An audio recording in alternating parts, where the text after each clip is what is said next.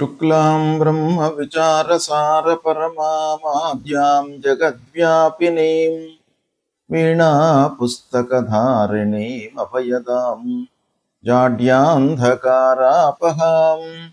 हस्ते स्फाटिकमालिकां विदधतीं पद्मासने संस्थितां वन्दे तां परमेश्वरीं भगवतीं बुद्धिप्रदां शारदां శ్రీ మహాగణాధిపతయే నమః శ్రీ మహాసరస్వత్యై నమః శ్రీ గురుభ్యో నమః 2026వ సంవత్సరం ఏప్రిల్ మాసంలో గ్రహస్థితి ఎలా ఉంది అనే విషయాన్ని మనం చూసినట్టయితే ఈ ఏప్రిల్ మాసంలో సూర్యుడు 11వ తారీఖు వరకు మీనరాశిలో సంచరిస్తున్నాడు. తదనంతరం మేషరాశిలోకి ప్రవేశిస్తున్నాడు. కుజుడు 2వ తారీఖు వరకు కుంభరాశిలో సంచరిస్తూ 2వ తారీఖు నుండి మాసాంతం వరకు కూడాను మీనరాశిలో సంచరిస్తున్నాడు. ఇక బుధుడు 11వ తారీఖు వరకు కుంభరాశిలో సంచరిస్తూ 10వ తారీఖు తర్వాత మీనంలోకి ప్రవేశిస్తున్నాడు. గురువు మిథున రాశిలో సంచరిస్తున్నాడు. శుక్రుడు 19వ తారీఖు వరకు మేషరాశిలో సంచరిస్తూ 19 నుండి మాసాంతం వరకు కూడాను వృషభ రాశిలో సంచరిస్తున్నాడు. శనీశ్వరుడు మీనరాశిలో సంచరిస్తున్నాడు. రాహువు కుంభరాశిలో సంచరిస్తున్నాడు. కేతువు సింహరాశిలో సంచరిస్తున్నారు. ఈ విధంగా ఏప్రిల్ మాసంలో గ్రహస్థితి ఉంది. ఈ గ్రహస్థితి ఆధారంగా 12 రాసుల వారికి ఎలాంటి ఫలితాలు, గోచార ఫలితాలు ఎలా ఉన్నాయి అనే విషయాన్ని మనం తెలుసుకుందాం. 2026వ సంవత్సరము ఏప్రిల్ మాసంలో కుంభరాశిలో జన్మించినటువంటి స్త్రీలకు గోచార ఫలితాలు ఎలా ఉన్నాయో తెలుసుకుందాం. స్త్రీల విషయం మనం చూసినట్టయితే రాశ్యాధిపతి శని, ఈ కుంభరాశి అధిపతి అయినటువంటి శని కుటుంబ స్థానంలో ఉన్నాడు. అది కొంత ఇబ్బందిని కలిగించేటువంటి విషయం, ప్రత్యేకంగా స్త్రీలకు. కుటుంబంలో అనవసరమైనటువంటి వాగ్వివాదాలు, తద్వారా కొంత గ్యాప్ ఏర్పడము, బంధువులతో కానివ్వండి, పిల్లలతో కానివ్వండి, భర్తతో, కుటుంబ పెద్దలతో కొంత గ్యాప్ ఏర్పడేటువంటి అవకాశాలు ఉన్నాయి. కనుక దీన్ని మీరు అవాయిడ్ చేసుకోవడానికి, దీని నుండి విముక్తిని పొందడానికి అనవసరమైనటువంటి డిస్కషన్స్లోకి వెళ్లకుండా మీరు ఎంతవరకు అవసరమో అంతవరకే మీరు ఆలోచించండి, అంతవరకే మాట్లాడండి. మీ పనిలో మీరు నిమగ్నమై ఉన్నట్టయితే చాలా విషయాలలో మీకు మంచి జరుగుతుంది. ఓవరాల్గా చూసినట్టయితే మీకు సంతోషకరంగానే ఉంటుంది. ఈ మాసం భర్తతో అనుబంధం ముఖ్యంగా బాగా ఉంటుంది.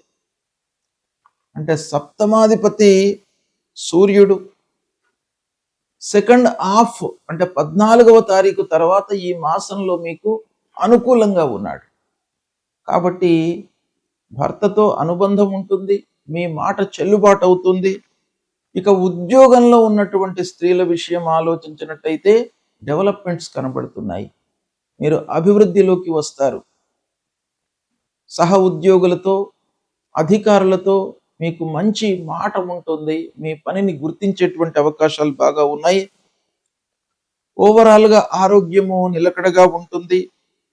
ఇక చదువుకునేటువంటి వాళ్ళు, విద్యార్థినుల విషయం ఆలోచించినట్టయితే మంచి ఫలితాలు ఉన్నాయి. కొంత కష్టపడండి, తప్పకుండా మీకు అనుకూలమైనటువంటి ఫలితాలు ఉన్నాయి. ఇక ఉద్యోగస్తులకు, ఆల్రెడీ ఉద్యోగం చేస్తున్నటువంటి వాళ్లకు మంచి అవకాశాలు ఈ మాసంలో వచ్చే అవకాశం బాగా కనబడుతుంది. దాన్ని సద్వినియోగపరచుకోండి. ఆస్తి తగాదాలు పరిష్కరింపబడతాయి. సమాజంలో మీకు ఒక మంచి పేరు వస్తుంది. గౌరవ మర్యాదలు, కీర్తి ప్రతిష్టలు లభిస్తాయి.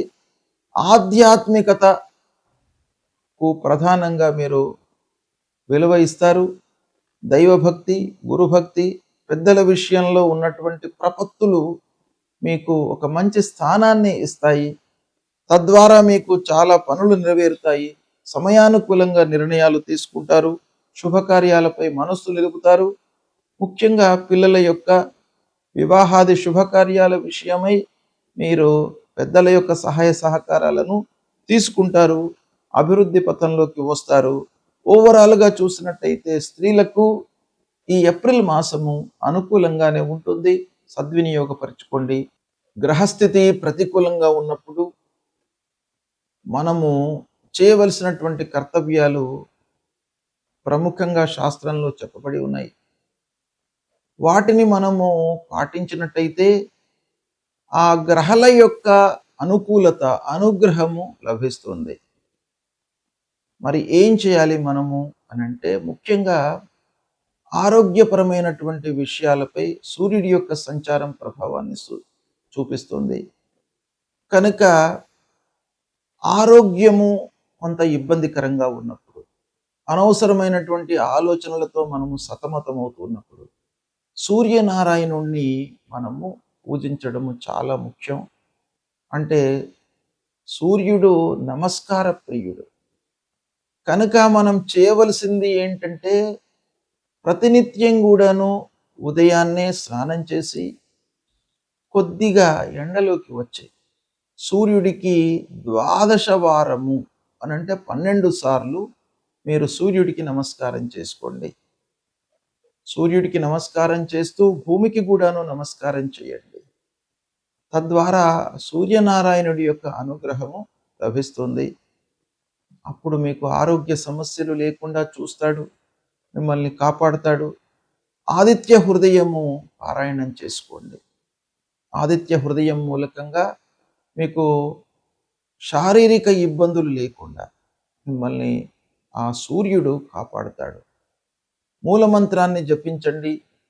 జపా కుసుమ సంకాశం కాశ్యపేయం మహద్యుతిం తమోరిం సర్వపాపఘ్నం ప్రణతోస్మి దివాకరం అనేటువంటి మూలమంత్రాన్ని ప్రతినిత్యం కూడాను చదువుకోండి.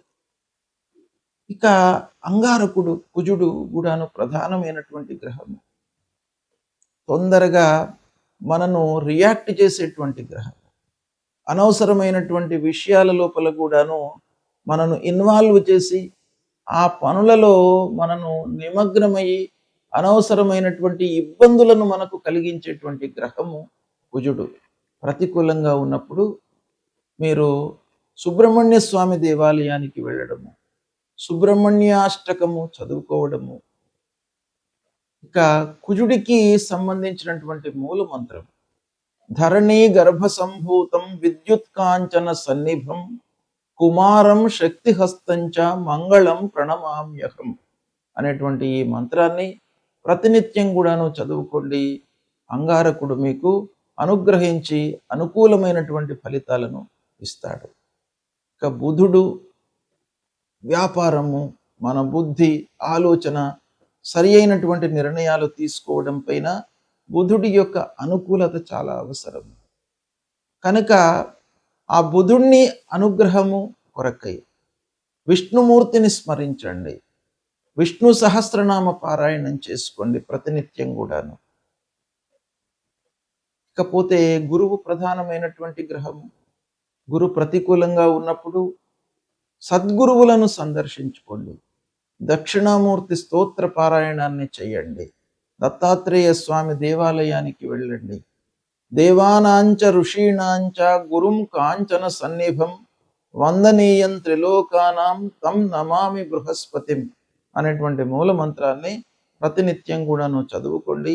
ఆ గురువు యొక్క అనుగ్రహము మీకు లభిస్తుంది. అదేవిధంగా శుక్రుడు మనకు అన్ని విధాలుగా సంతోషాన్ని కలిగించేటువంటి గ్రహం. కాబట్టి ఆ శుక్రుడి యొక్క అనుగ్రహం కొరకు మీరు ఏం చేయాలి? మహాలక్ష్మి అష్టకాన్ని ప్రతినిత్యం కూడాను చదువుకోండి. తద్వారా శుక్రుడి యొక్క అనుగ్రహం లభిస్తుంది. శని ప్రతికూలంగా ఉన్నప్పుడు హనుమాన్ చాలీసా పారాయణం చేసుకోండి. ఆంజనేయ స్వామి దేవాలయానికి వెళ్ళండి. నీలాంజన సమాభాసం రవిపుత్రం యమాగ్రజం ఛాయా మార్తాండ సంభూతం తం నమామి శనైశ్చరం అనేటువంటి మూలమంత్రాన్ని చదువుకోండి. రాహు ప్రతికూలంగా ఉన్నప్పుడు అమ్మవారి దేవాలయానికి వెళ్ళండి. రాహు మూలకంగా మనకు ఎన్నో ఇబ్బందులు, భయము, ఆందోళన ఇలాంటివన్నీ కూడాను కలిగే అవకాశాలు ఉంటాయి. ఛాయాగ్రహము మనిషి కంటే కూడాను ఛాయ అనేటువంటిదే చాలా మనకు ప్రధానంగా మనను ఇబ్బంది పెట్టేటువంటి గ్రహము. కనుక అమ్మవారిని దర్శించుకోండి. అర్ధకాయం మహావీర్యం చంద్రాదిత్య విమర్దనం సింహికా గర్భ సంభూతం తం రాహుం ప్రణమామ్యహం అనేటువంటి మంత్రాన్ని ప్రతినిత్యం చదువుకోండి. ఇక కేతువు మీకు ప్రతి విషయం లోపల కూడాను ఒక విరక్తి భావనను కలిగించేటువంటి గ్రహము. ప్రతికూలంగా ఉన్నప్పుడు తప్పకుండా మీ లోపల వైరాగ్యాన్ని ఇస్తాడు. అంటే ఆ పని పైన మీకు అశ్రద్ధను కలిగిస్తాడు. శ్రద్ధ అనేటువంటిదే చాలా ముఖ్యమైనటువంటిది. ఇంట్రెస్ట్ ఉంటే మనకు మార్గాలు ఉంటాయి. కాబట్టి ఆ కేతువును మీరు అనుకూలం చేసుకోవడానికై గణపతిని స్మరించండి. గణపతి దేవాలయానికి వెళ్ళండి. ఫలాశ పుష్ప సంకాశం తారకాగ్రహమస్తకం రౌద్రం రుద్రాత్మకం ఘోరం తం కేతుం ప్రణమామ్యహం అనేటువంటి మూల మంత్రాన్ని జపించండి. మీకు తప్పకుండా ఈ గ్రహాలకు సంబంధించినటువంటి దుష్ప్రభావము దూరమవుతుంది. ఆ భగవంతుడి యొక్క అనుగ్రహం లభిస్తుంది. భగవంతుణ్ణి నమ్ముకోండి. మీపై మీ విశ్వాసాన్ని పెంచుకోండి. అంటే ఆత్మవిశ్వాసాన్ని పెంచుకోండి, పరమాత్మను కొలవండి. తప్పకుండా మీకు శుభ ఫలితాలు కలుగుతాయి. శుభం.